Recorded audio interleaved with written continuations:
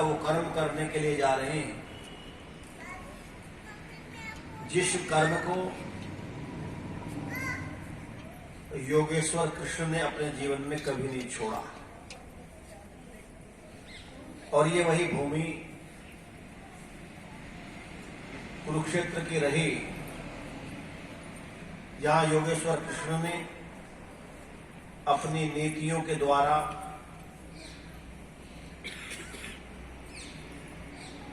समाज और राजाओं की चलती अव्यवस्था को व्यवस्थित करने का काम किया। इसी कुरुक्षेत्र में द्वापर के काल में योगेश्वर कृष्ण के नेतृत्व में जो सारथी बने थे, मैं तो कह सकता हूं वो रथ के सारथी ही नहीं थे, अर्जुन के सारथी ही नहीं थे, अपितु इस सारे कार्यक्रम को संचालित करने हारे सारथी थे।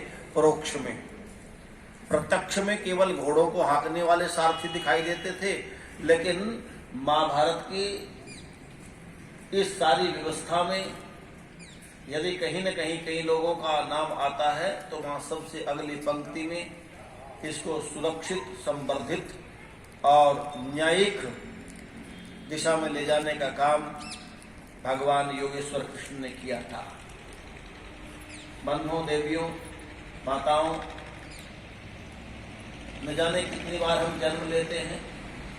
अर्जुन को यही तो समझाया था योगेश्वर कृष्ण ने जिस समय उन्होंने अपने अस्त्र और शस्त्रों का परित्याग कर दिया था, सामने खड़े हुए अपने दादा, परदादा, गुरु, भाई, बंधुओं को देख करके तब उन्होंने यही समझाया था कि नयनम छिन्नति शस्त्राणि, जो शरीर के अंदर चेतना है, आत्मा, उसको कोई भी हथियार नहीं काट सकता, अग्नि उसको जला नहीं सकती।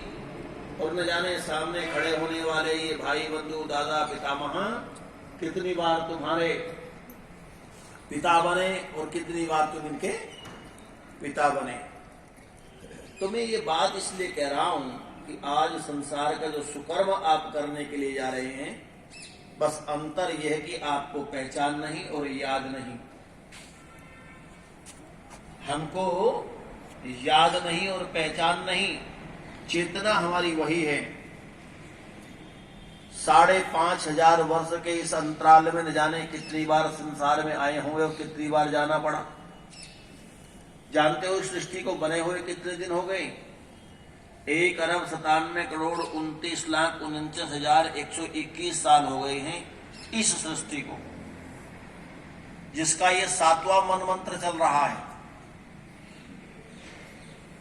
एक मनमंत्र में ये अलग बात हो जाएगी, मैं उधर जाना नहीं चाहता। ये अभी कलयुग के 5,500 वर्ष चले गए हैं, तो कितनी बार हम आए होंगे और कितनी बार गए होंगे? कितनी आयु हमारी होती? 100, 150, 250 जैसे पहले रही होगी तो ज्यादा रही होगी, अब समय तो कम है। तो निश्चित रूप से यदि हमारे अंदर वो संस्कार न होते तो देवियों, हम कदापि इस भूमि पर बैठ करके ये श्रेष्ठतम कर्म न करते। ये प्रमाण है। अच्छा, एक बात बताओ माताओं, भद्र पुरुषों, जब आकाश में बादल आता है तो आपको कैसा लगता है? क्या अनुमान लगाते हैं हम कि थोड़ी देर के बाद कहीं ना कहीं वर्षा होने लगती है, तैयारी करते हैं अपने मकान दुकान को ढांपने की। किसको देख करके? या उसमें कुछ झूठ है?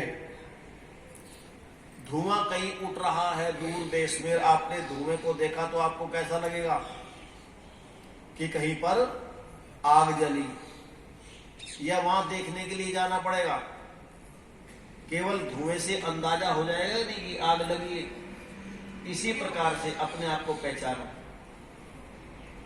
इस कुरुक्षेत्र की भूमि पर ब्रह्म सरोवर के नजदीक इस परिसर में आप संसार का सर्वोत्तम कर्म यज्ञ करने के लिए यदि कोई कारण बना है, चाहे श्रद्धेय स्वामी रणवीर जी का संकल्प रहा हो हमारे मनोज जी बैठे हैं जी।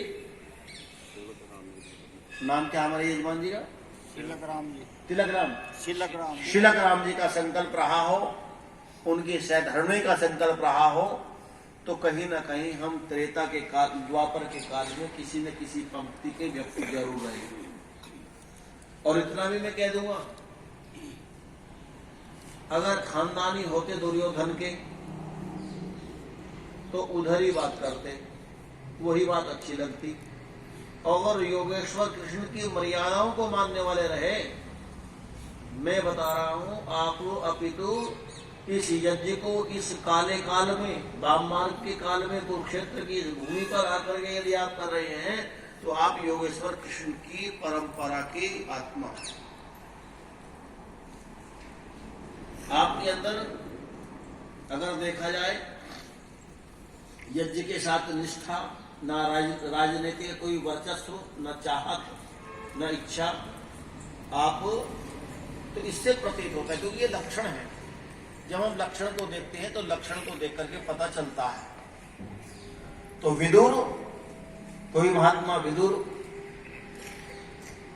को योगेश्वर कृष्ण की उस विचारधारा के साथ बंध करके उन परमाणुओं को, जो आज से लगभग 5,500 वर्ष पूर्व और उससे पहले भी इस भूमि में प्रसारित हुए, आज वेद की उस पावन ऋचाओं से इस वायुमंडल को पुनः से गुंजायमान करेंगे। और वेद भी कौन सा चुना है शिलक राम जी? वेद भी चुना है सामवेद। जब योगेश्वर कृष्ण ने अर्जुन से कहा कि यदि तू मुझको वृक्षों में देखना चाहता है तो मैं पीपल हूं, और यदि तू मुझे वेदों में देखना चाहता है तो मैं साम हूं। वेदा नाम एम सामवेदोस्मि, वेदों में मैं सामवेद हूं। तो सामवेद का ये चयन किया। तो आप लोगों को प्रथम इस शुभ कार्य करने के लिए मैं बहुत ही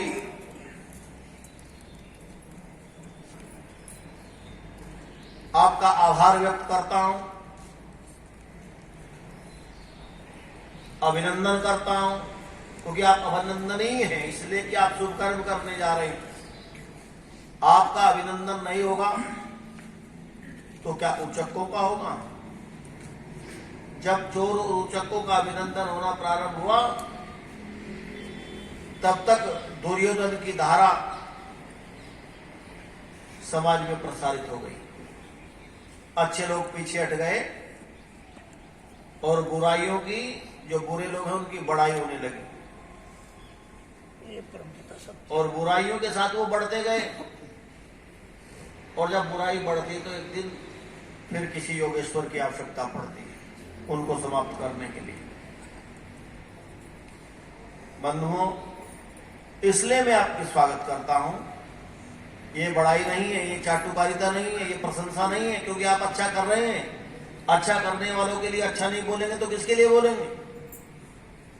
प्रारंभ में आप लोगों का धन्यवाद करता हूं, साधुवाद करता हूं। और